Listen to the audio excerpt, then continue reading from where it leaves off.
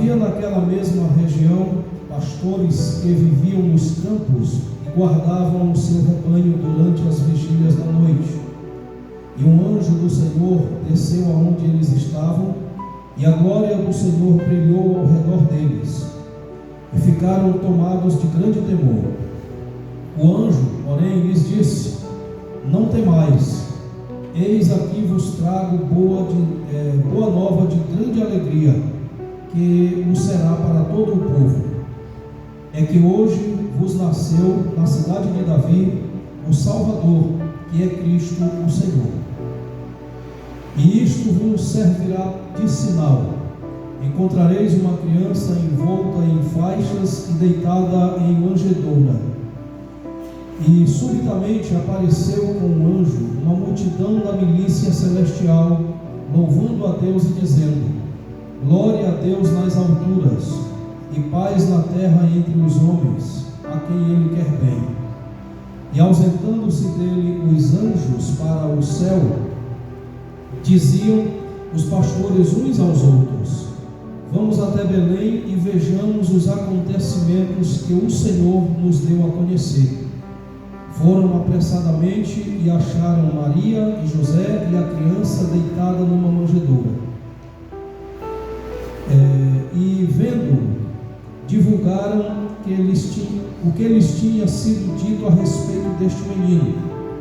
Todos os que ouviram se admiraram das coisas referidas pelos pastores. Maria, porém, guardava todas estas palavras, meditando-as no coração. Voltaram então os pastores, glorificando e louvando a Deus por tudo que tinham ouvido e visto, como lhes fora anunciado. Amém? Glória a Deus. Podeis assentar em nome de Jesus. Que Deus em Cristo nos conceda graça e nos ajude neste momento na breve meditação na palavra de Deus. Diga assim comigo, repita assim comigo: Salvador, Cristo, Senhor. De novo: Salvador, Cristo, Senhor. Pronto. A partir daqui nós iremos dar início à nossa meditação.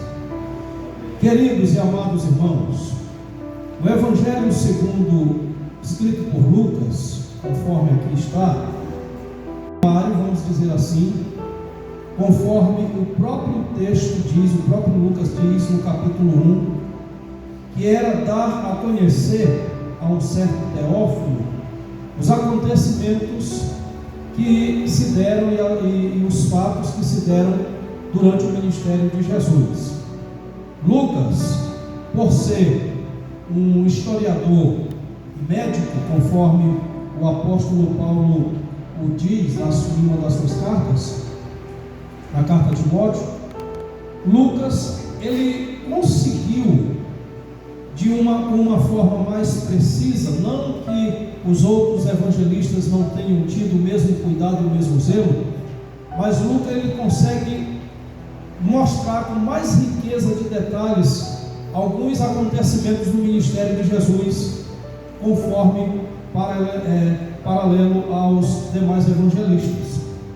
E quando nós nos deparamos com o relato do texto em questão, que trata exatamente do nascimento de Jesus, conforme o que foi lido, a ordem para o alistamento foi dada.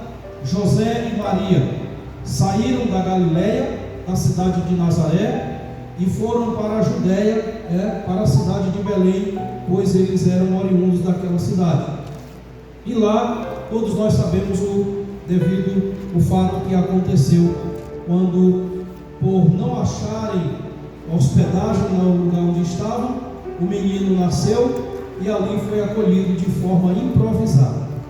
Porém, meus amados e queridos irmãos, além dos relatos históricos, além dos acontecimentos narrados por Lucas, nós precisamos entender que estes fatos registrados aqui, narrados aqui, eles estavam expressando e revelando um acontecimento muito maior e muito mais sublime do que apenas o nascimento de uma criança em meio às circunstâncias adversas, em meio a circunstâncias ali tomadas de improviso. Quando nós lemos o Evangelho de João, no seu capítulo, João começa falando sobre a existência, sobre o Verbo vivo, ainda na sua glória, ainda com o Pai. E no versículo 14 do capítulo 1, João diz que o Verbo vivo, que estava com o Pai, ele assumiu a forma humana, conforme o apóstolo João diz, que o Verbo que estava com Deus assumiu a forma humana, tornou-se carne e habitou entre nós. João capítulo 1, versículo 14. E o Verbo se fez carne e passou a habitar entre nós. Lá nesse versículo, o texto original diz tabernaculou. O Verbo se tabernaculou e passou a existir agora no reino humano, no reino físico. Por que este acontecimento é tão sublime? Por que às vezes nós perdemos a essência deste acontecimento e somos levados e deixados ser levados por coisas frívolas deste mundo? Quando os evangelistas relatam o acontecimento do nascimento de Jesus, quando Lucas detalha, quando João diz que ele tornou-se carne e habitou entre nós, os evangelistas estão falando da essência suprema de Deus, do Deus Todo-Poderoso, assumindo a forma humana através de seu Filho, para vir ao mundo consumar a obra em prol da humanidade. Obra esta maior e mais sublime do que qualquer outra obra, maior e mais sublime do que qualquer outra coisa que alguém pudesse fazer em prol da humanidade. Nós precisamos entender, meus amados e queridos irmãos, sempre nos prender à essência do acontecimento do nascimento, e não jamais nos deixar ser levado pelos brilhos das luzes natalinas, que apenas enfeitam, apenas maqueiam um momento do ano, um contexto do ano, uma data simbólica do ano. Nós precisamos olhar além das luzes que brilham, das luzes artificiais que brilham aqui diante dos nossos olhos, conforme muito se é usado como meios decorativos em todos os lugares. Nós precisamos entender que ao Jesus nascer, que quando o texto sagrado relata o nascimento de Jesus, nós precisamos entender que Deus desceu às baixas terras até as regiões aqui dos homens em forma humana, para cumprir o maior e mais sublime propósito. O Senhor tornou-se servo, aquele que é Senhor de tudo, conforme o texto sagrado de Filipenses capítulo 2 diz, que ele esvaziou-se de si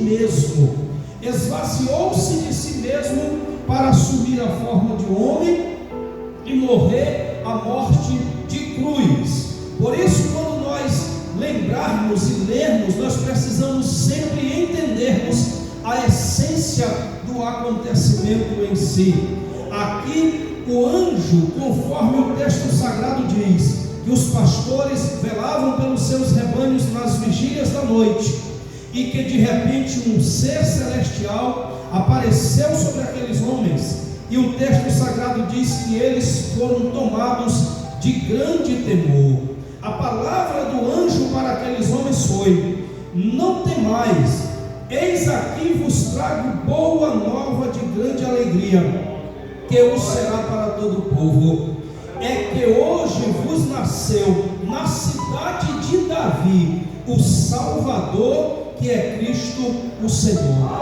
Observe, meus amados e queridos irmãos, que o anjo toma o devido cuidado de dar as devidas informações àqueles homens, porque conforme as profecias, o Salvador, o Cristo, o Senhor, era da linhagem davídica e deveria nascer na cidade de Davi, na cidade natal de Davi, que é Belém. Então o anjo já começa dizendo assim: hoje nasceu na cidade de Davi. Ali o anjo estava mostrando para aqueles pastores o cumprimento profético da palavra de Deus do Antigo Testamento, que foi proferida pelos seus santos profetas, anunciando a vinda daquele que seria da cidade de Davi, da cidade de Belém.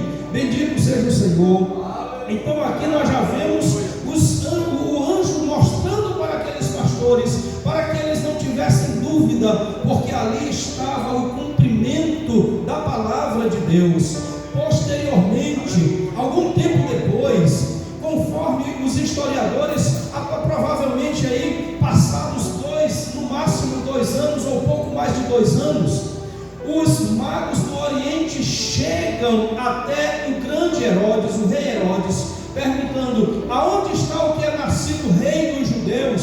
Porque nós vimos a sua estrela. E conforme o texto sagrado diz, o grande Herodes invocou os seus magos, invocou os seus especialistas, perguntando a respeito das profecias, perguntando a respeito do anúncio profético, a respeito do local de nascimento do Salvador. E os homens responderam dizendo: conforme as profecias dizem, ele nasceu na cidade de Belém. Assim os magos dirigiram-se lá, e nós conhecemos a história em que Herodes o Grande, tentando desde já maquinar contra a vida do inocente Filho de Deus, querendo de uma forma de ludibriar os magos: olha, vão lá, adorem ele, voltem aqui, me digam onde ele está, que eu quero ir adorá-lo também. Não, mas não era bem isso. Por divina revelação, os magos foram orientados a voltar para o outro lado, e a primeira revolta contra a vida de Cristo aconteceu. Aqui, meus amados e queridos irmãos, quando o texto sagrado diz: na cidade de Davi nasceu, bendito seja Deus, é porque aconteceu conforme Deus havia anunciado, aconteceu conforme Deus havia prescrito, aconteceu conforme Deus queria que acontecesse, porque assim aprovava a Deus cumprir todo o seu propósito para com a vida da humanidade. E o anjo ainda diz mais: nasceu na cidade de Davi o Salvador, que é Cristo o Senhor. Observe que aqui o anjo identifica Jesus, o menino Jesus, como quem? O Salvador, o Cristo, o Senhor. Bendito seja Deus. O Salvador, meus amados e queridos irmãos, porque conforme nós bem sabemos pelas Sagradas Escrituras, a humanidade caminhava cada vez mais distanciando-se dos caminhos perfeitos de Deus, por conta do pecado, por conta da desobediência, e a passos largos caminhava em direção ao abismo profundo, sem ter um meio pelo qual a humanidade pudesse novamente restaurar sua sorte diante de Deus. Por isso a humanidade precisava de um Salvador. E quando nós vemos Jesus na casa de Zaqueu, Lucas capítulo 19, o próprio Jesus Cristo disse: hoje veio salvação a esta casa, porque este também é filho de Abraão, porque o Filho do Homem veio buscar e salvar o que se havia perdido. Aleluia.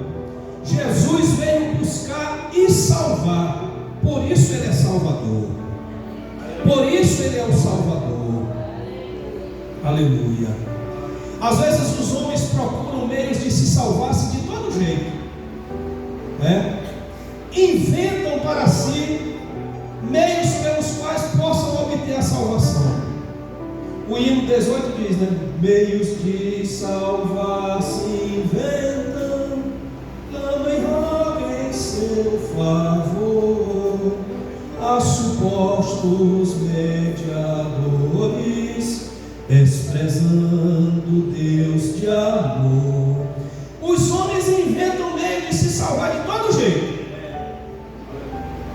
mas o Salvador é Cristo. Só quem pode salvar a alma do homem é Jesus. Por isso o anjo anunciou dizendo assim: hoje na cidade de Davi vos nasceu o Salvador. Aleluia. Meus irmãos, Natal é bom, comemorar é bom, celebrar com a família é bom, celebrar com a igreja é bom. Tudo isso é louvável diante de Deus. Nós não podemos nos deixar levar pelos brilhos encantadores dos pisca-pisca, porque isso aqui só está representando mais o Natal comercial, o Natal trivial.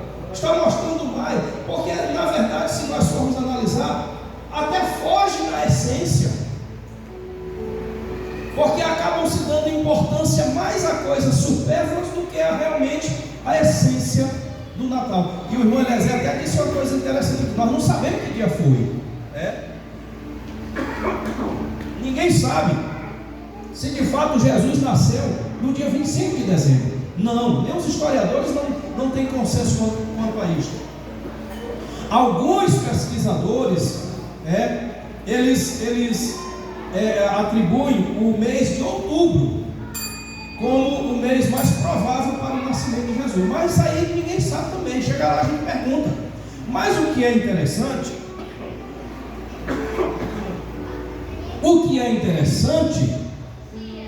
é o fato de que ele nasceu para nos salvar. Terceiro anjo diz assim: nasceu na cidade de Davi o Salvador, que é Cristo, o Cristo. Bendito seja Deus. Esse termo Cristo aqui a tradução dele do hebraico para o grego ficou Cristo, mas lá no hebraico é Messias.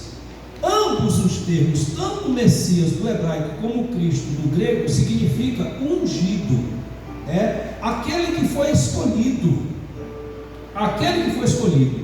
E quando Jesus, Lucas capítulo 18, se eu não estiver enganado, quando Jesus está lá no meio dos doutores, aí o pessoal chega e entrega o livro da lei para ele lê exatamente aonde? Porque o Senhor me ungiu para pregoar as boas novas.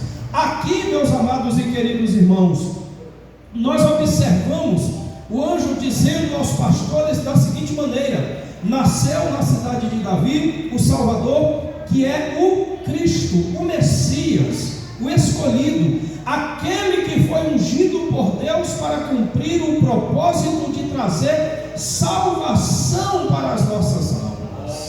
Aleluia. E ele encerra dizendo da seguinte maneira: o Senhor. Quando ele diz o Senhor, ele está dizendo que mesmo Jesus abdicando da sua glória, mesmo Jesus abdicando do seu poder ali, abrindo mão dos seus atributos para encarnar em forma humana e morrer na cruz, mesmo assim ele permanece sendo o Senhor de tudo e de todas as coisas. Bendito seja Deus, porque no momento final da morte, na cruz do Calvário, quando os dois malfeitores se encontravam lado a lado de Jesus, um deles disse: Senhor, lembra-te de mim quando entrares no teu reino. Entendendo, meus amados e queridos, que ali estava morrendo não um malfeitor, não um homem qualquer, mas era o Filho de Deus, o Salvador, o Cristo, o Senhor, morrendo na cruz. E ao terceiro dia, meus amados e queridos irmãos, levanta-se da sepultura o Senhor glorificado, o Senhor majestoso, o Senhor que é dono de tudo e de todas as coisas. A mensagem do anjo foi completa. Os pastores não tiveram dúvidas. A mensagem foi pesada. Olha, eu vim aqui dizer para você: não tenha medo não, que eu vou dizer. Nasceu hoje, na cidade de Davi, o Salvador, o Cristo, o Senhor. Quantos podem glorificar a Deus pelo nascimento do Filho de Deus, a encarnação do Filho de Deus em forma humana para salvar as nossas almas? Nós podemos e devemos glorificar diariamente porque Jesus, o Salvador, o Cristo, o Senhor, nasceu para redimir as nossas almas. Amém?